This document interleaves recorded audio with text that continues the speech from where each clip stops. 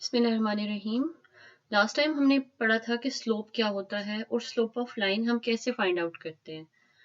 आज हम देखेंगे कि स्लोप ऑफ सीकेंट लाइन क्या होता है और स्लोप ऑफ टेंजेंट लाइन क्या होता है। पहले देख लेते हैं कि सीकेंट लाइन क्या होती है और टेंजेंट लाइन क्या होती है।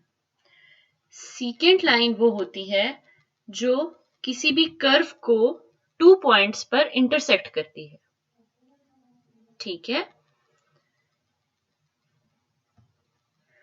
और टेंजेंट लाइन कौन सी होती है? जो कर्व को सिंगल पॉइंट पर इंटरसेक्ट करती है, टच करती है। ठीक है। तो सीकेंट लाइन के केस में 2 पॉइंट्स आ जाएंगे और टेंजेंट लाइन के केस में 1 पॉइंट आएगा जो कर्व को टच करेगी। ठीक है। अब हम देख लेते हैं कि इसका स्लोप कैसे फाइंड आउट करते हैं। First of all we will see that how to find the slope of secant line. First of all, look at this figure. We have drawn a graph and we have plotted a graph in which we have curve shaped graph, right? अब हम देखेंगे one by one points. Along x-axis, one point is x naught and along y-axis it will be f of x naught. क्योंकि x-axis के along हमने x की values ली हैं और y-axis के along हमने f of x की values ली हैं. So अब हमने फाइंड आउट करना था slope of secant line. Secant line कौन सी होती है? जो कर्व को 2 पॉइंट्स पर टच करती है या 2 पॉइंट्स पर इंटरसेक्ट करती है। ठीक है। तो 1 पॉइंट तो x नॉट हो गया और f ऑफ x नॉट उसके करस्पॉन्डेंस y की वैल्यू उसकी आ गई। अब दूसरा पॉइंट कौन सा होगा? तो दूसरा पॉइंट के लिए हम इसी के क्लोज डिस्टेंस में एक पॉइंट ले लेते हैं that will be x not plus h। ये हमने कैसे लिया कि x नॉट से ही वेरी स्मॉल डिस्टेंस पर h डिस्टेंस पर हमने एक और पॉइंट सपोज कर लिया। Let call it x not plus h। Now at this x not plus h when we will find out its value along y-axis, it will become f of x naught plus h, right? क्योंकि जब हमने x not value put की थी तो y axis के along हमारे पास value आई थी f of x not. अब हमने अलॉन्ग x एक्सिस जब x not plus h put किया तो y एक्सिस के अलॉन्ग हमारे पास वैल्यू आ जाएगी f of x not plus h। ठीक है। So how we will write the slope? Slope का वही फॉर्मूला हमारे पास है कि delta y by delta x। ठीक है। Slope of line is equals to delta y by delta x, right?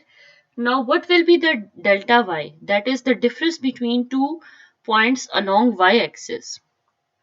One point is f of x naught plus h. This is your higher point, right? Larger point. And f of x naught is smaller point, right? So we will subtract these two values, right? Larger value is f of x naught plus h and smaller value is f of x naught. So subtracting f of x naught from f of x naught plus h from f of x naught, ठीक है।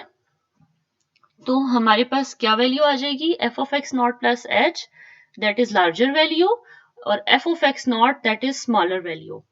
तो larger value minus smaller value. Larger value हमारे पास f of x not plus h थी, इसलिए पहले हमने वो लिखी और फिर उसमें से हमने सब्ट्रैक्ट कर दिया स्मॉलर वैल्यू को जो कि हमारे पास f of x नॉट है। ठीक है। तो इस तरह से हमारे पास डेल्टा y की वैल्यू आ गई।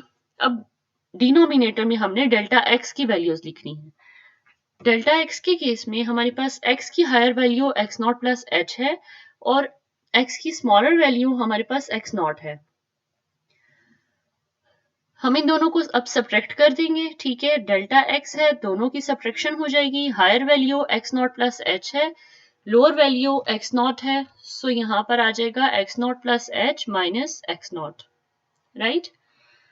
नाउ जब हम ये वैल्यूज ब्रैकेट्स ओपन करेंगे तो हमारे पास क्या वैल्यू आएगी? डिनोमिनेटर में x नॉट और माइनस एक्स नॉट कैंसिल हो जाएगा, ठीक है, और एज अ रिजल्ट हमारे पास डिनोमिनेटर में सिर्फ h रह जाएगा, ठीक है। नेक्स्ट स्लाइड में देख लेते हैं।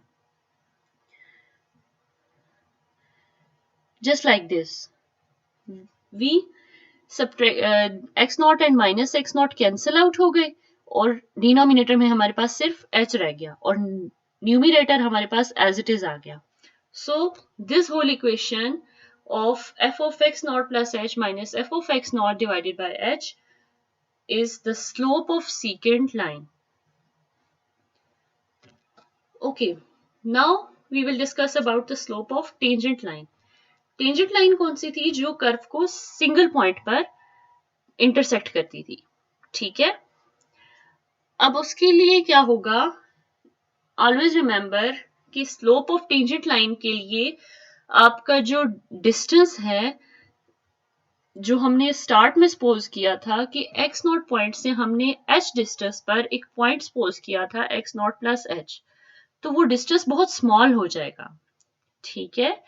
मतलब पहले 2 पॉइंट्स थे सीकेंट लाइन के केस में, लेकिन अब एक ही पॉइंट रह जाएगा टेंजेंट लाइन के केस में। तो इट मींस वो जो लार्ज डिस्टेंस था वो बहुत निग्लिजिबल सा स्मॉल डिस्टेंस बन गया कि हम उसको निग्लेक्ट कर सकते हैं, ठीक है।